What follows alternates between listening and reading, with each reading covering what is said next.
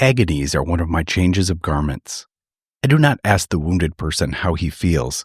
I myself become the wounded person. Walt Whitman, Song of Myself.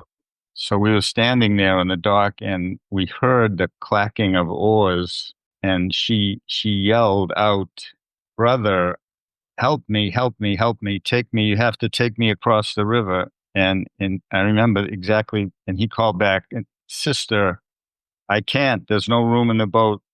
She said, "Brother, please, please, my mother's going to be sick with worry, please." She begs this guy, and he pulls his rowboat up to the dock. He and another guy were in it. And she said to me, "Don't say a word." I said, "Okay."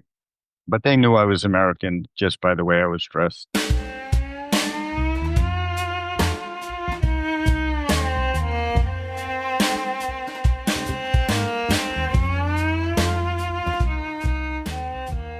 Roland Merullo's books are enjoyed worldwide.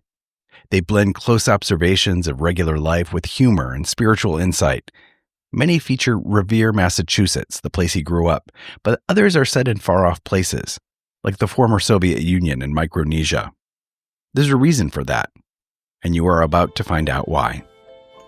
I'm Christopher Wurst, and this is Soft Power. Powerful. Soft Power. Powerful stories. Powerful. Soft Powerful stories. I was born in Boston and spent one night there, and grew up in Revere, Mass, Revere, like Paul Revere. It's a little bit like Brooklyn is to Manhattan, I think, the way Brooklyn used to be to Manhattan. Brooklyn's become a cool place now, and Revere has not yet. But it was completely white. There was one black family, very ethnically mixed, primarily Italian Americans, but there was a big Irish American population. My mother was from an English family. Revere Beach is America's first public beach, was a mile walk from my house, so that was a nice place to be able to go. It's lower middle class, working class. I had 40 first cousins, 28 on my father's side that came to our yard every Sunday of my life until I was probably 15.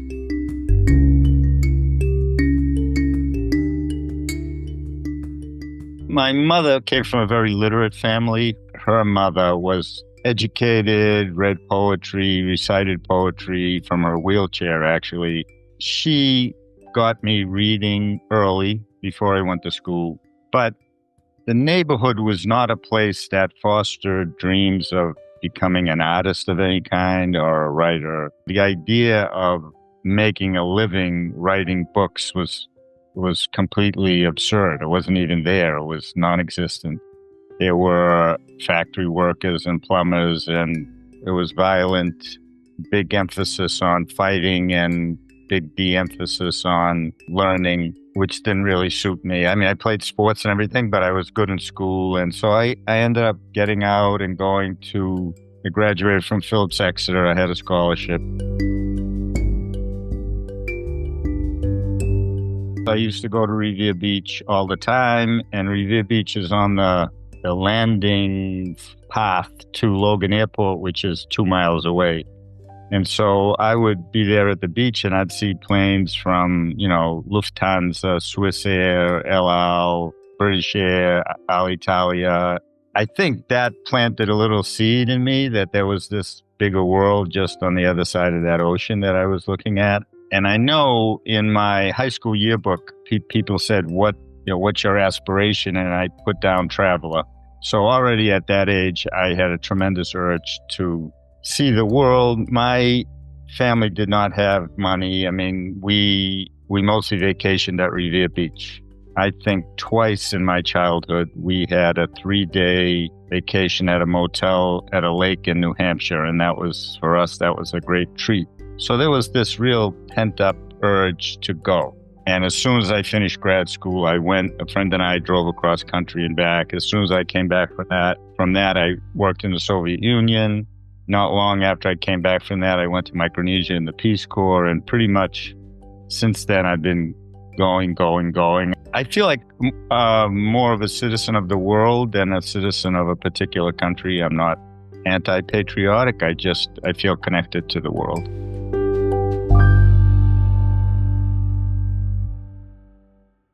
Well, at that time, the Iron Curtain was really an Iron Curtain. I mean, there was very little information got through into the Soviet hinterlands or even into Moscow. We have an acronym alert, USIA. From 1953 to 1999, the United States Information Agency was dedicated to public diplomacy and cultural exchange abroad. At its height during the Cold War, USIA employed over 10,000 staff across roughly 150 countries, broadcasting in more than 70 languages and shaping global public opinion through tools like Voice of America, international films and radio programming, and educational initiatives like the Fulbright program. So the people at USIA figured out a way to get around that or get through that. And the way was to have an exchange of exhibitions. And these were big 10,000 square foot exhibits, really like traveling museums. And the deal was that we would send an exhibit to them and they would send an exhibit to us. The trick was our exhibits were visited by sometimes 15,000 people a day because Soviets were tremendously curious about the West, and many of them knew that they weren't getting the full story. And Americans weren't that curious about Russia or the Soviet Union. And so when I came back and went to a Soviet exhibit, there were 20 or 30 people meandering around, you know. But the Soviets also wanted hard currency because the ruble at that time was not convertible. And so they milked us. I mean, we paid a lot to store our 45 containers in a lot that hadn't been used since the revolution. You know, we paid $1,000 a day or something like that. So they tolerated that, even though they harassed us and harassed the people who came. We were followed all the time. I was interrogated. Many of the visitors were harassed. It was difficult. The living conditions were very difficult. We lived in Soviet hotels. The food options were extremely limited. We shared to a small extent in the bitterness of the life that the people lived in. Each exhibit had a theme. The first exhibit was Photography USA. So we had all kinds of fancy equipment and a working darkroom that you could look into through special glass and special lighting. We had a portrait studio. We had on the walls photographs by Ansel Adams and really famous, beautiful, beautiful photographs. People crowded in and stood, and there were 25 guides. I was one of the guides. And our job was to stand in front of a particular exhibit 6 hours a day, 6 days a week. And people would surround us, you know, arm's length away in 3 and 4 deep and just fire questions at us about America in Russian. Tell me about those interactions. I mean, what struck you about the questions you were getting and were there any themes that came out of that? Yeah, there were a lot of themes. I mean, some of the questions were very basic. How much does a loaf of bread cost in America? But that would lead, you would say, well, that depends on what kind of bread and where you buy it. And then they would say, well, what do you mean? Bread is bread. It's 26 kopecks everywhere in our country. Then there were more confrontational questions. Why are you in Vietnam? Why were you in Vietnam? Why do the police beat students who demonstrate? Why can't black and white people sit down at the same table in a restaurant? You know, obviously they had been propagandized and seen only the worst and heard only the worst. And there were personal questions. Are you married? What did you study in school? How did you grow up? What does your house look like? What did your parents do? Some people would say, oh, your parents must be rich capitalists, right? Or you'd never get a job like this, that kind of thing. And then oftentimes people who were either brave or naive would invite us to their homes for dinner. We were really celebrities. I mean, people would literally stop us on the street and ask for our autographs.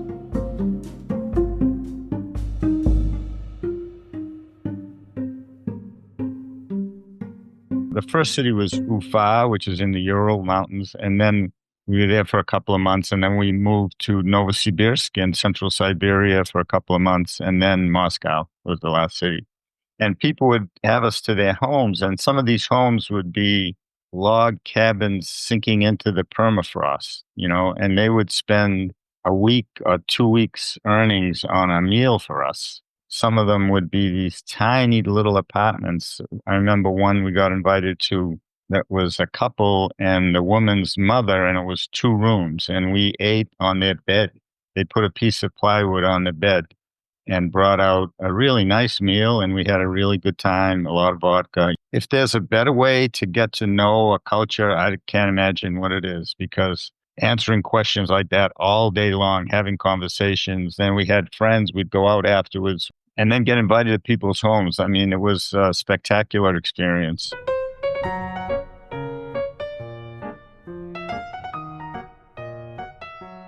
The beautiful thing about it was that no one at USIA ever said to us, you can't say this or you have to say that. And that really was the best of America. And it made a big impression on people, on Soviets, because they would come up to you and say, well, you say you weren't happy about the Vietnam War, but the other guide we spoke to said he thought it was a good thing or she thought it was a good thing. And how come?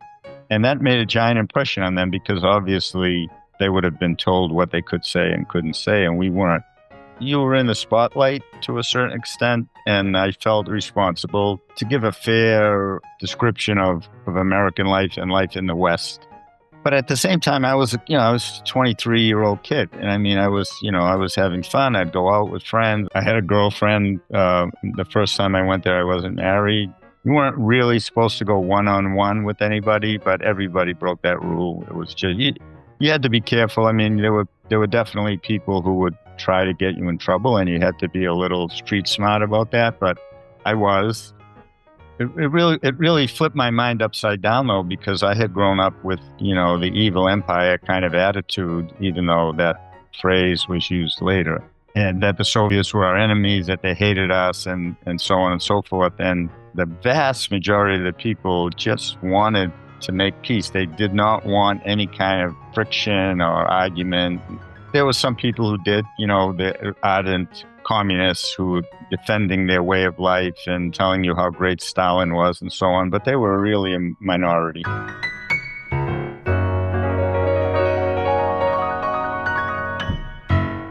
From the first exhibit, we had been told that our visas allowed us to go 28 kilometers outside of whatever city we were working on.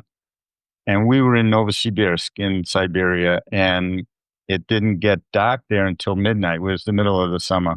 So a friend and I, he was a specialist. He was a photographer. He did not speak Russian. We decided we were going to take one of the commuter trains out to 20 or 25 kilometers out and just see what was out there. So we went to the train station. I bought a ticket, and I came back, and he said, after you bought the ticket, a guy went up to the window behind you and looked like he was asking about you. And I said, well, you don't speak Russian. You don't know what's going on. So we got on the train. We rode out into the Siberian countryside, got off at this little tiny village, the name of which I will always remember, Krakhai. We got out and we walked down a dirt path, and immediately the guy who'd been in the station, who was either drunk or pretending to be drunk and was very big, came up and started to yell at me and put his hand on my friend's shoulder from behind. And I grabbed his arm and told him to get his hands off. And immediately, they were called, I think, druzhiniki. They had red armband. They were like deputized, I don't know what. They were deputies. These 2 guys jumped out of the bushes and said, come with us. So the 3 of them ushered us into the train station, chased everybody else out who was in there, locked the doors, brought us into a back room. The 2 deputies stood very close to us and asked us a lot of questions, and only I could answer because my friend didn't speak Russian.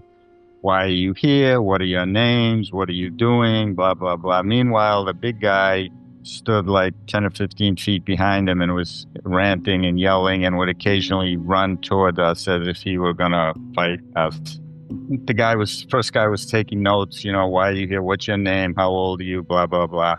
And standing very close to us. And it was extremely nerve-wracking. And finally, I lost it, and the guy made one of his charges, and I went after him, and I stuck my hand out toward his face, and I didn't say shut the fuck up, but basically the same thing in Russian, and that quieted him down a little bit. And I was shaking, my friend was shaking. It was a very intense experience. And one of the deputies, after 30 minutes of this, said, okay, I've written this up into an act, and now you have to sign it. And he gave me the pen. And I looked at my friend and I said, he wants us to sign this. And at that moment, I remembered that we had been briefed in a windowless room in Washington, D.C. by three men who did not introduce themselves, who told us all the tricks the KGB used to try to compromise people sexually, financially, and in every way they could. And they had said, don't ever sign anything, no matter how innocent it looks. So my heart was slamming away in my chest, and I said to the guy, I can't sign this. And he said, you refuse to sign the act? And I said, yes, I refuse to sign the act. And I was really nervous. And there was nothing he could do. He said, the next train leaves for Novosibirsk in 15 minutes. Get on that train and never come back here. I said, don't worry, I'm never coming back here.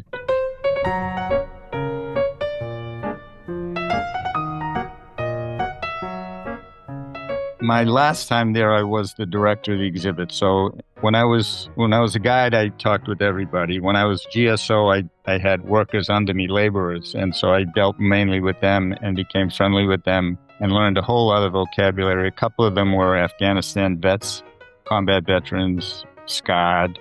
And I worked with the police, which I liked. I had a good relationship with the police there, even though they could be terrible to their own people. And when I was director, I still worked with the police because we had crowd control issues, but I also worked with mayors of cities and the party secretary from the city and the ambassador, the American ambassador. In Leningrad, which was the second of three cities when I was the director, we had a lot of crowd control issues. And because at some point I'd have to go out, or one of my workers would have to go out, and there would be a big line of people, big, thick, 5-wide line of people stretching down the street. And at some point, you have to say, look, you're not going to get in. The exhibit closes, and we can only let people in an hour before it closes. And that would not be fun. those people would be very upset. So we had our people there. I would go out in my suit and talk to them. The police would come, and I became friendly with a major in the Leningrad police, kind of a big shot tall guy with white hair and always dressed in long coats and a big uniform. And he said, my wife and I want to have your wife and you to dinner. And I said, okay, that'd be great. That was not prohibited. So we went, Amanda and I went. And by Soviet standards, it was a nice apartment, maybe 4 rooms and well decorated. And they were obviously very wealthy by Soviet standards. I remember his wife, it was almost as though she felt above serving us. It was almost as though she either had a maid, which I'm sure she did not, or wished she had a maid, but she cooked something and brought it she cooked scrambled eggs and caviar, red caviar. It was an absolutely delicious meal. But I just remember the feeling of her was like, I don't want to do this, We started to talk. Amanda didn't speak Russian, but she understood very well. And we started to drink vodka, and we drank a lot of vodka. And both of us, he and I, in Russia, in the Soviet Union, it was compulsory for men to drink. You could not say no if you were offered vodka. Women could say no. Men could not say no. So we were both pretty drunk. He said, so how did you learn Russian? I told him I went to grad school. I majored in Dostoevsky. I really liked Dostoevsky. And he held up his hands like, okay, wait a second. He walked over to his bookcase, and there were, I think, 14 volumes, hardcover volumes, the collected works of Fyodor Dostoevsky. He put his 2 hands in, squeezed them, and brought the whole group of them over to the table and placed them down with a bump on the tabletop and said, these are for you. And his wife looked like she was going to throw up. It was a very awkward moment. I was so tipsy, I didn't really care, but I noticed that she did not want him to give away this treasure, but he was giving it away. And so he got a bag, he put them in the bag. And when we left, he said, I have to accompany you to the metro stop. I said, no, we know how to go. No, he said, no. I would never want anything to happen to you. I'm accompanying you and your wife. So he accompanied us to the metro stop, handed over this bag of Dostoevsky, and I still have it in my house. And every time I look at it, I think of this police major with the white hair. It was quite a moment.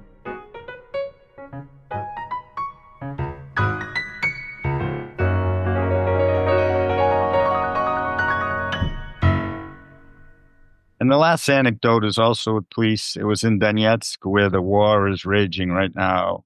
A terribly poor mining city, really grotesque. There was one hotel where we stayed. The guy who ran the hotel had one picture on the wall in his office, and it was Felix Dzerzhinsky, who was the founder of the Soviet secret police, the precursor of the KGB. And 100 yards away were these huge, probably 8 stories high slag heaps from the mines that would sometimes spontaneously burst into flames. So there'd be smoking, and you'd turn on the tap water and it would come out green or gray or blue or, silver. It was really, really sad. The people were very nice to us, but it was I'd seen a lot of the Soviet Union by that point, but I had never seen that kind of poverty, really. And now, of course, there's been a lot of fighting. A lot of the city has been destroyed. I became friends with the police major, again, for the same reasons. There were fistfights in the hotel. It was a rough place. And there was a lot of police presence at the line. The line would sometimes stretch almost a mile from the exhibit, believe it or not. And so they brought a lot of the militiamen there to make sure nobody caused any trouble and made, embarrassed. They did not want to be embarrassed in front of Americans. So I became friends with this police major, and he, at the very end, as we were about to leave, he said, "Do you like to shoot?" And I said, I was on the rifle team in high school, but I don't have a gun. I haven't shot in 15 years or 20 years, whatever it was. And he said, "Well, I'm going out with my assistant to like a sandbank kind of a place on the outskirts of town, and we're going to shoot. Would you like to come?" I said, "Sure, I'd love to come." He said, "All right, I'll pick you up at the hotel at 6:30 tomorrow morning." I said, "I have to bring a friend." He said, "Sure, no problem." So my assistant and I were waiting. He pulls up in a militia Jeep. We get in the back, and his passenger hands over his shoulder a Kalashnikov of the kind that's used by the paratroopers, and it has a stock on it that folds up. So when you're parachuting down, it's smaller, and then you get to the ground and you click it into place and you have a full-size rifle. And it was very cool. It weighed like 5 pounds. It was an amazing piece of equipment. And we drive out to this, I guess the word is sandbank, and he says, "Here's the gun." And, he put a beer bottle like 200 yards away and said, "Okay, shoot." So we shoot. None of us hit the beer bottle, but it was an incredible machine. It was really so light. He said the bullet goes 300 yards without any variation at all. So it was really incredible. So we're shooting, and all of a sudden a little half school bus drives up, and the major says, "Oh, those are my captains. They're here for their weekly target practice. Have you ever shot a pistol?" I said, "No, I've never shot a pistol." He said, "Well, come on over. We'll do some target shooting." I said, "Okay." So we go over. They set up the targets 50 feet or 50 yards in front of us. And he gives me a 9mm pistol, another beautiful piece of machinery. And he said, "Well, just aim a little bit low, and the pistol will kick a little bit, and the bullet will end up a little higher than you aim." I said, "Okay." So there was like 8 or 10 of these police captains in a row, and we all have the targets in front of us. And I take my 10 shots or whatever it was, and his assistant goes out and retrieves the target and brings it back, and he has this really funny look on his face. And he says something that I don't understand to the major, and the major looks at me and he says, "You never shot a pistol before?" I said, "No, I said I shot a rifle, but I never shot a pistol." He said, "Well, you scored higher than all but one of my captains." As friendly as he was, I think at the back of his mind and the back of the minds of most of the people we dealt with, there was the thought that I was a CIA agent in disguise and probably had been well-trained with a pistol and martial arts and every other thing. There wasn't any bad feelings. It was just a momentary awkwardness that I remember when I think of and read about Donetsk.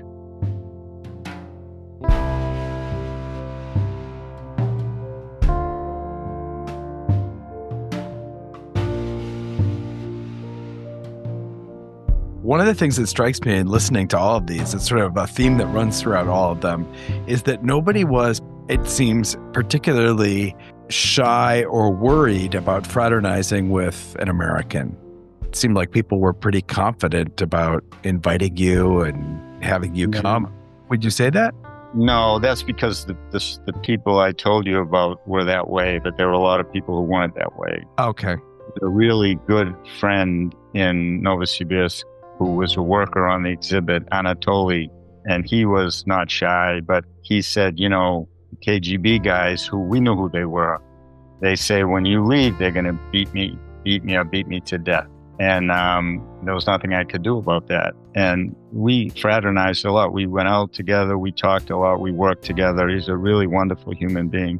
And the last day we went for a walk and bought strawberries. And we ripped a dollar bill and ruble in half, and we each gave the other half to the person. And, I said, stay in touch. He said, I will. And if I mention my mother, that means I've gotten in a lot of trouble. I said, okay, I hope that doesn't happen. So I didn't hear from him, and I wrote him. I didn't hear anything.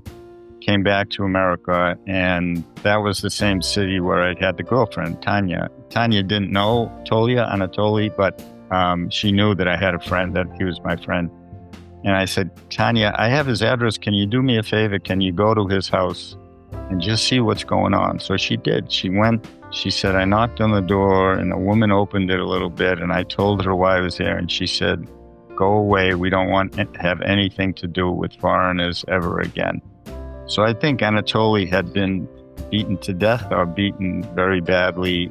And that threat was always there, and some people were more aware of it than others. Some people were naive. They really bought into the most idealistic description of communism, that they were building this new world where everybody would be equal and happy. And other people were just brave, and they said, I don't care. I know I could get in trouble, but I'm not doing anything wrong, and I'm going to have you to my house. But a lot of people would not come to the exhibit because they were afraid to be seen there. It was not a positive thing. But for many people, the attraction was too strong. They were naive. They didn't think anything would ever happen to them.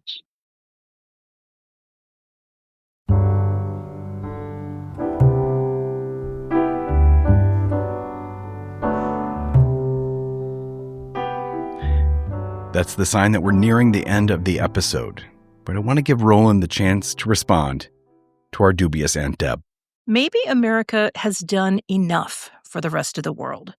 Maybe it's time for the rest of the world to do something for us. I feel so strongly that that opinion is really deeply stupid and dangerous. I think it's held by people who've either never been outside the country or never been outside the country in any real way.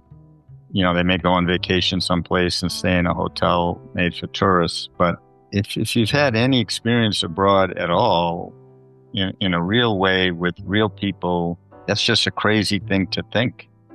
America's role in the world has been so important since World War II especially. Not just militarily and economically, but to go back to the example I said on the floor of the exhibit, where I would say one thing and one of the other guides would say the opposite, and the impression that would make on Russians, you can't make that impression in any other way. I mean, you can't write that in a book and have them read it. Maybe Voice of America, maybe, but to actually meet a human being, or if you're in Micronesia even, where I did very little, but the idea that America would send people to help. We had some USDA food on the island. What America, the United States, stood for in the minds of billions of people in the world is not a small thing, and it can't be measured in dollars. The exhibit program was relatively expensive. I think it was $18 million or something to put on the show for 8 months. Some of those exhibits reached over 1 million people. And I think we were absolutely part of the awakening in the Soviet Union, the change. We had reached 1 million people who probably went home and spoke to 10 or 20 people each about Americans and how decent they were and how beautiful and what a life they had and what's wrong with us. And, you you can't put a price tag on that. I mean, $18 million is nothing to achieve something like that. And unfortunately, they've slid back thanks to Putin. But I don't think that negates the value of what America stood for. Why do the people who say what you just said, express that opinion, why did they think people come to America from all over the world? My grandparents, why did they come here? Because they thought it was not a good place? Because it was a beacon of life as it should be, of freedom, of being able to say what you wanted to say, of being able to work hard and lift yourself up a level, which was absolutely not the case in Italy in the late 18 and early 1900s. And so to even suggest that those kinds of programs should be measured in money or aren't effective is really an incredibly narrow-minded and deeply stupid way of looking at things.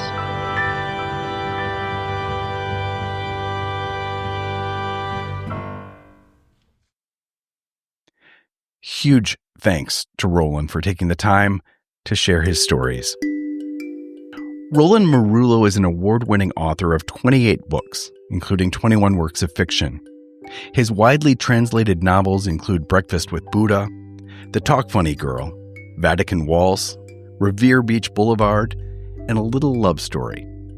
A former writer-in-residence at North Shore Community College and Miami-Dade Colleges, and a professor of creative writing at Amherst and Bennington Colleges.